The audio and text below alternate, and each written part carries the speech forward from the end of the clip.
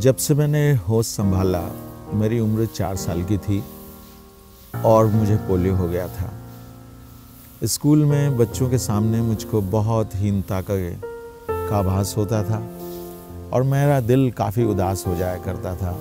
जब मैं कॉलेज में आया तो कॉलेज में बच्चों को, लड़के लड़कियों को हंसते बोलते, मजाक करते, खेलते कूदते देखता तो मुझे अपने ऊपर बहुत तरस आता था। शिकायत मुझे ज़रूर थी परमेश्वर से कि ऐसे मेरे साथ क्यों हुआ, लेकिन उतने ही रुचि जो मेरे परमेश्वर की बातों में हुआ करती थी। और शायद यही एक वजह थी कि जब मुझको बताया गया कि उज्जैन में एक जवानों का कैंप हो रहा है तो मैं भी वहाँ गया।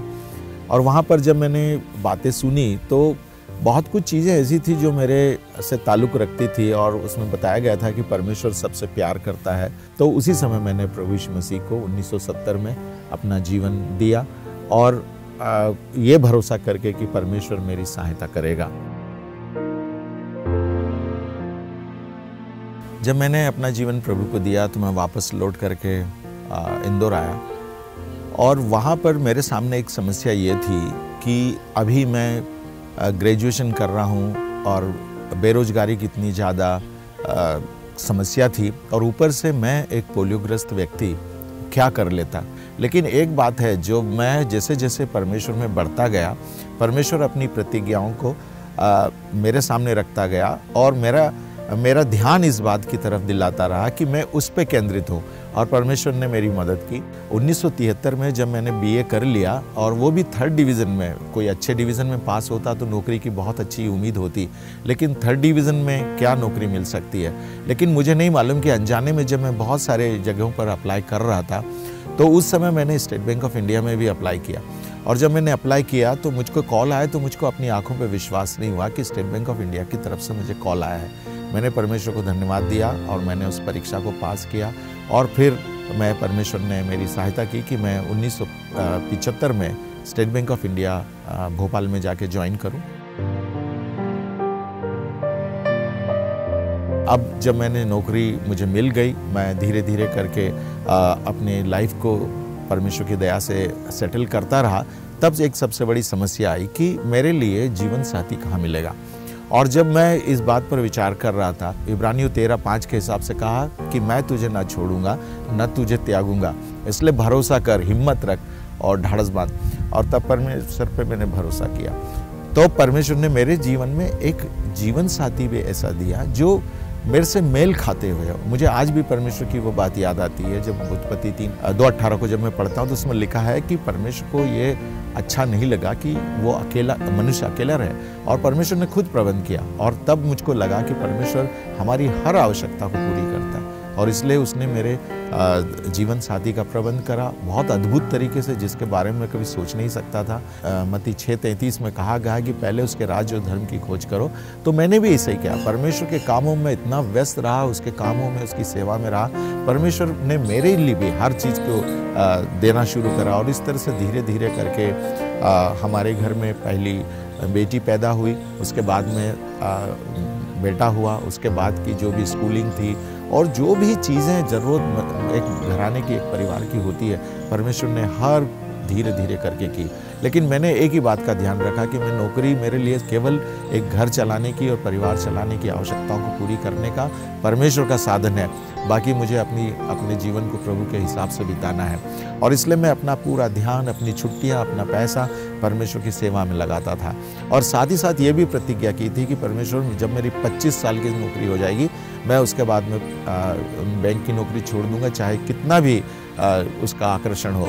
और जब मैं 26वें साल में आया तो इस गोल्डन शेक हैंड के तहत मैंने VRS लिया और परमेश्वर की दया से हम लोग एक ऐसा अमाउंट पाए जिससे कि हमने न केवल घर का एक्सटेंशन किया, लेकिन हमारे घर पर ही हम लोगों ने आराधना के लिए एक चैपल शुरू करी, एक वैन खरीदी जिससे कि हम परमेश्वर की सेवा के लिए इधर उधर जा सकें। और आज सबसे बड़ी बात यह है कि मेरी विकलांगता किसी भी तरह से मेरे जीवन को बढ़ाने और चलाने में रुकावट नहीं रही। आज बड़ा दिन जो है हम सब बड़ी जोश और उत्साह से मनाते हैं, जिसका केवल मकसद ये होता है कि हम खुशियाँ मनाएं, एक बाहरी तौर पर आनंद को प्रकट करें।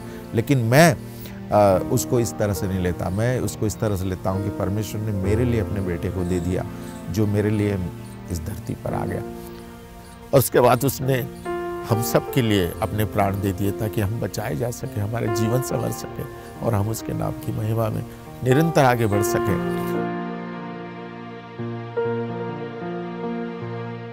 यूहन्ना 3:16 में कहा गया है कि परमेश्वर ने जगत से ऐसा प्रेम रखा कि उसने अपना इकलौता पुत्र दे दिया ताकि जो कोई इस पर विश्वास करे वह नाश न हो परंतु अनंत जीवन पाए।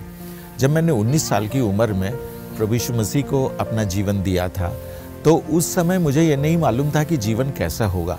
उसके बाद जब मैंने प्रभु के पीछे अपना जीवन चलाना शुरू किया और उसके पीछे में चलना शुरू हुआ, तो जब मैं करीब 40 साल की उम्र में आया था, तब उस समय जो चीज़ें हुई थी पीछे मुड़ के देखा तो मुझे लगा कि परमेश्वर ने ये कैसे आश्चर्यकारी तौर पे काम किया। जब मैं 60 साल का हुआ तब परमेश्वर ने और अधिक जीवन को बनाया, संभाला और उसका उद्देश्य मेरे सामने प्रकट करा कि किस तरह से परमेश्वर मुझको अपनी महिमा के लिए इस्तेमाल करता है। अब जॉन 3:16 में कहा गया है कि जो उस पर विश्वास करेगा वो नाश नहीं होगा परंतु अनंत जीवन पाएगा। मुझे इस जीवन में तो बहुत आशीषें मिली, संपन्नता मिली, बहुत सारी चीज़ें मेरे जीवन में आई जिसने कि मेरे जीवन को बदल दिया। ये तो सब कोई कह सकता है कि हमारे जीवन में भी सब कुछ हुआ है, हमें भी बहुत आशीषें मिली, लेकिन जॉन 3:16 में एक बात कही है कि जो विश्वास करेगा वो अनंत जीवन पाएगा। अब अनंत जीवन क्या है? एक ऐसा जीवन जो इस जीवन के बाद में शुरू होता है और वो जीवन की प्रतिज्ञा दी है। तो अब उस जीवन के बारे में मैं कैसे समझ सकता हूँ कि वो जीवन मिलेगा?